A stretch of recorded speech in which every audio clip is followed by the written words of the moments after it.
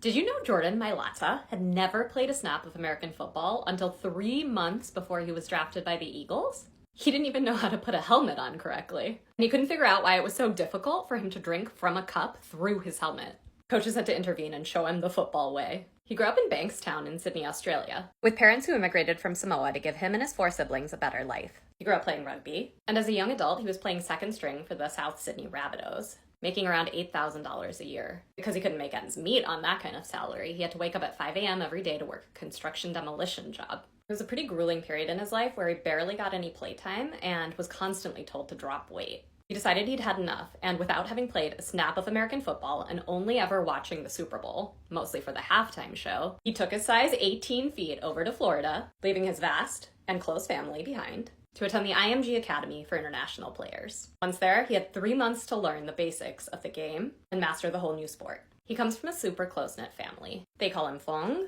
Fongzi, and Fong, all short for his real first name, Lafoga. I watched a lot of videos of him saying that to try to get the pronunciation right. I'm sorry if I still messed it up. And he says his last name is Mailata, not Mailata like we say. His dad was a handyman and security guard, while his mom cleaned hotel rooms. He speaks really glowingly of them, especially crediting his dad for instilling the values and cultural pride he did in his kids.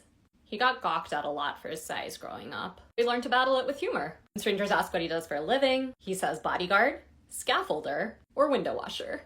Once, he told a group of drunken middle-aged women that he and his fellow O-linemen were figure skaters who were in Philly for an international ice skating competition. He has the voice of an angel. He was on The Masked Singer and is the lead vocalist for the Eagles' Christmas albums. He also keeps his guitar and banjo in the Eagles' locker room to play for his teammates. And on top of that, he plays the piano, the ukulele, and the bass. He says music reminds him of his childhood, his family, and his culture. And in the off-season, he says he wants to learn to play the saxophone, which I'm totally here for. His teammates adore him. Brendan Dickerson once said, "He is a happy, happy man who treats people right. Loyal, honest, the best friend you could have. I love him and I would do anything for him. And I know he feels the same about me." He met his wife, a Tongan lawyer, when he literally bumped into her at Reading Terminal Market. This was soon after he got drafted by the Eagles. They seem really happy together.